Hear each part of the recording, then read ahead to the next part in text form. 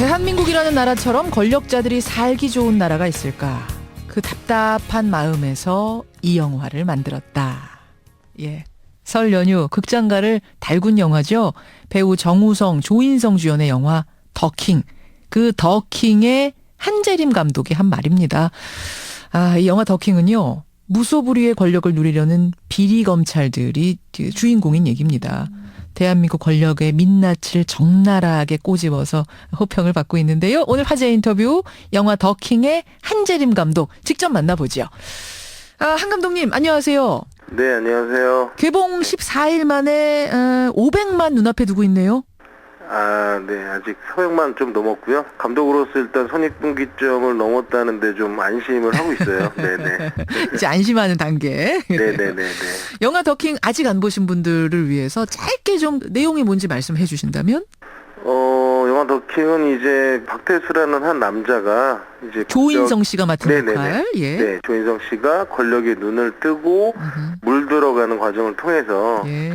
어떤 작은 잘못된 선택들이 쌓여서 어떻게 대한민국 현대사의 비극을 만들었는지 좀 우화적으로 보여드리고자 한 영화예요. 그래.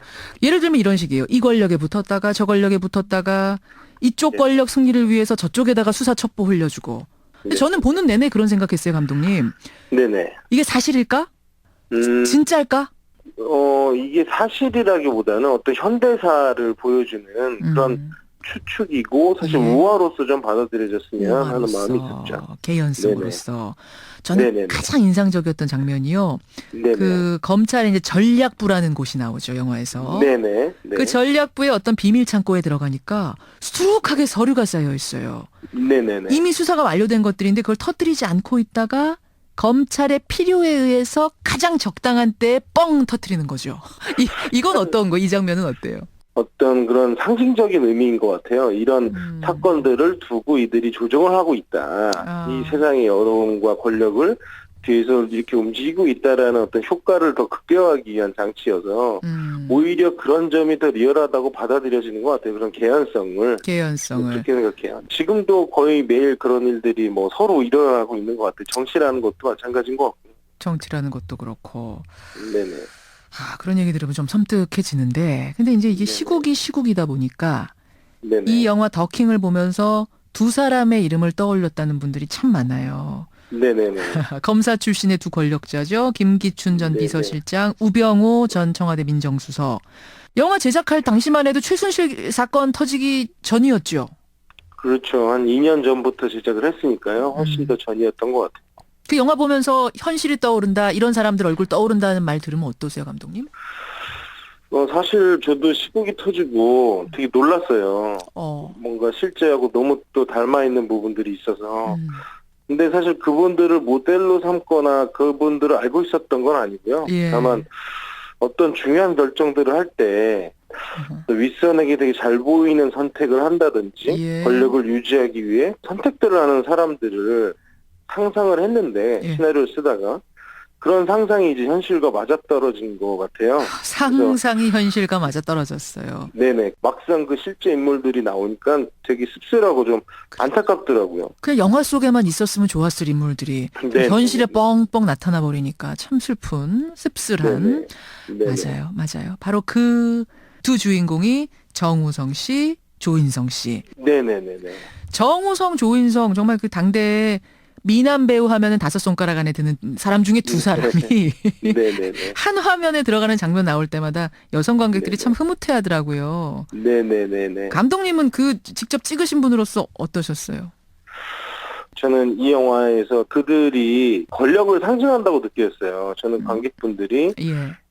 두 사람을 보면서 권력의 추악함을 거부감 없이 느끼실 수 있게 좀 영화를 끌고 가려고 했어요. 잠깐만요. 그 부분 참 흥미롭네요. 그러니까 되게 네네. 나쁜 검사거든요. 악역이에요. 네네네. 그러면 좀 우리가 악역하면 떠오르는 굉장히 좀 악하게 생기고 네네네. 그 뭔가 비호감스러운 그런 배우가 아니라 네. 호감형의 배우를 오히려 세우고 싶으셨던 거예요? 권력을 처음부터 이렇게 혐오스럽거나 되게 나쁘게 보여주고 싶지 않았어요. 어떤 지금의 어떤 괴물이 된 사람들뿐만이 아니라 예. 사실은 누구나 할 수 있는 선택이라고, 권력이라는 게 되게 달콤하기 때문에. 아하. 그래서 그런 보편성을 분명히 갖고 있다라는 경고를 해주고 싶었어요. 하지만 그런 작은 잘못된 선택들이 모여서 예. 지금의 한국의 비극이 된 거고, 그런 괴물들이 나타난 거라고 생각하거든요. 그래서 예. 저는 그런 권력이 되게 동경이 되고 유혹처럼 느껴졌으면 좋겠다고 생각해서, 실제 권력은 그렇게 우리한테 다가오거든요, 사실.